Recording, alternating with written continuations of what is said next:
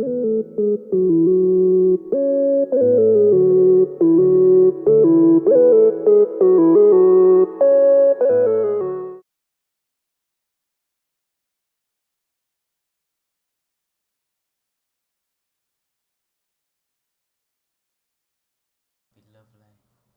Hey guys, what is up? And today I'm back with a brand new video on Forza Horizon 2.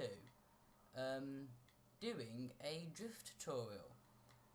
So you know, I did one on the 360 version and it worked out very well. It's got over 1,000 views for which might not seem like a lot in the great scheme of things, but on a channel like ours, is quite a lot. So just one thing, I want to apologise for the echo, because the way I'm recording this is it won't be less than 5 minutes now because we can do it. I can do it for as long as what I've just spun out. Yes, drift tutorial. I can do this. Yeah. I'm streaming my Xbox to my computer and then using my Elgato that's plugged into the computer to record it.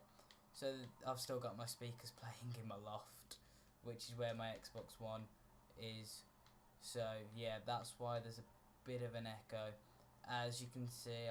But yeah, this is a drift tutorial, and hopefully this one, being on the more popular edition of the game, will do a little bit better than the one on the less popular games. So for a start, you want to start with the car. That was a good stop there. Crashing into the focus. So wait there. Let's put them all on. Okay, so for a start, you want a good car. Now it literally can be anything. Now this is a rear-wheel drive drift tutorial, which I'm not as good at, admittedly. But what I do know are the techniques involved in doing it, basically. So that's all good. But for the kite, it can be anything, as I'm saying in this one, rear wheel drive. But you so really rear wheel drive, anything you want. But then setting it up is a bit different. So if I go into upgrades, so this used to be a 4-wheel drive one, I think. Yeah, so it used to be 4-wheel drive, which makes the launch a lot better, admittedly. But rear wheel drive is what the tutorial's for. Engine, I've kept the same one in because I'm not going massively powerful. So yeah, you can do whatever you want with that. Depends. Like I find it hard to control with a lot of power. With rear wheel drive, I can do 1,000 horsepower 4-wheel drive drifting, but then all of this is all just personal preference, really. So you can do whatever you want with this stuff. I've just put all of the stuff. I've tried to make it a replica of Sean's Tokyo Drift Evo. So I've just put all the stuff on. I didn't put the rally things on. They're all drifty things. Tyres, you want to go. I've gone sport rather than it comes stock. Oh, there we go. Oh, controller disconnected. Great. There we go. Because I've got to have it plugged into my computer. So I've gone sport, just give me the little bit of extra grip with the rear wheel drive because I'm not a pro, I'll admit it, I just know the technique. So tyres, some people might want a bit more grip, so actually I'm going to put the two 4.5s on the front and I'm going 4.5s on the back as well. So you don't have to go massive with them, but rims, personal preference, I've just got a lovely pair of HREs on because they suit it. And I've got 19-inch on the front and I think 20s. Yeah, 20s on the back. So I've got a little bit of a stagger. Basically, clutch, transmission, drive line, and diff. You want to be all race, really. Get the best performance. Brakes, obviously race. Springs, race. Anti-roll bars, race. I've put a roll cage in, but do you know what? It doesn't actually affect it that much, so you don't need to buy. I just knew that Sean had one in the film, so I put it in. Weight reduction, I've gone full weight reduction because why not? And then engine, yeah, there's an intake. I forgot what parts I fully put on. No fuel system, normal ignition. Put an exhaust on. I think I put the camshafts in. Yep. Did I put these in? I don't think I did. Nope. And nope. And nope. This is one of those tutorials like, here's one I did earlier. It's like that kind of thing. Yes, I did put the turbo in it. Did put an intercooler in it. Didn't put the oil and cooling in, but I did put a flywheel in just to shed a bit of weight. And then for the tune, I've kept the tyre pressure the same because I feel that I can usually do it. This I think this is fairly stock, to be honest.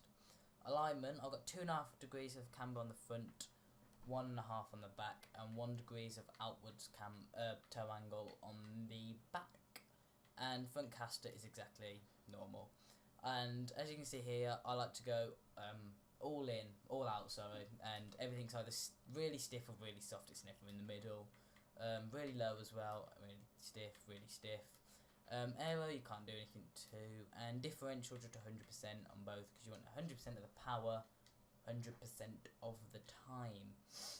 So, now, hopefully, I should be able to drift this thing if I can do it well.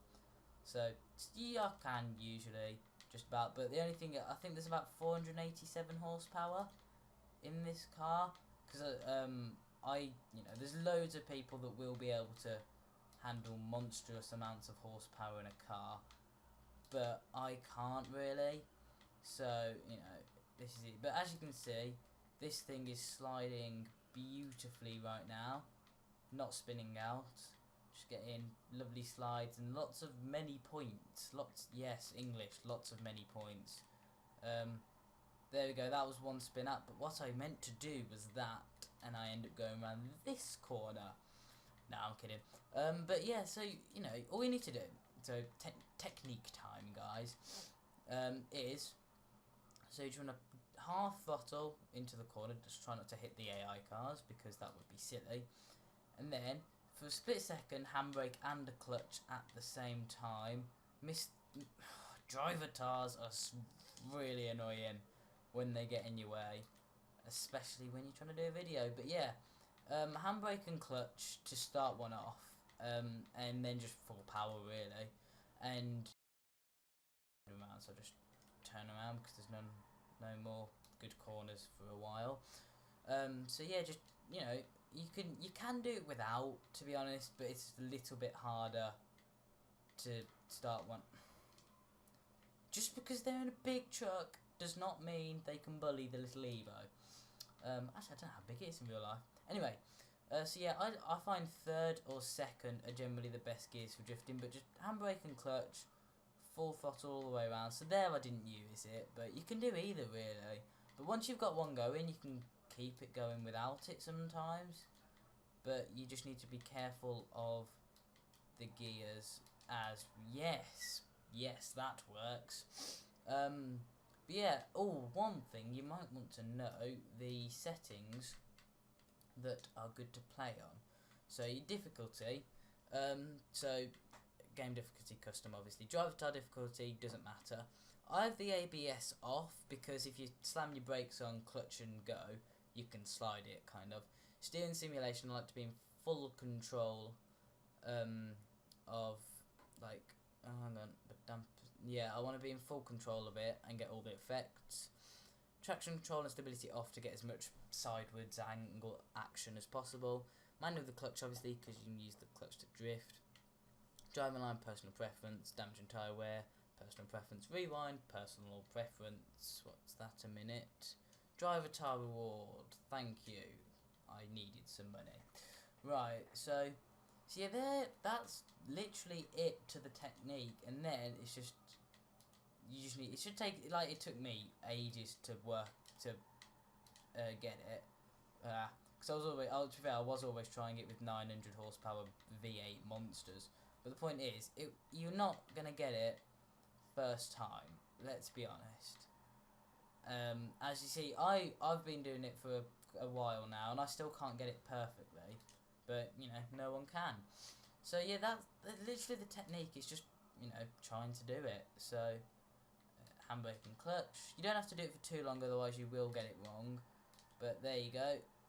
and parallel parked in my own mind for the rest of the video. So I think I'm going to end it there, and that is basically how to do it. So obviously I'm not perfect, but the technique, you know, that's all the same. So yeah, that's how to drift rear wheel drive in Forza Horizon 2 Xbox One. So I'll see you guys next time. Good.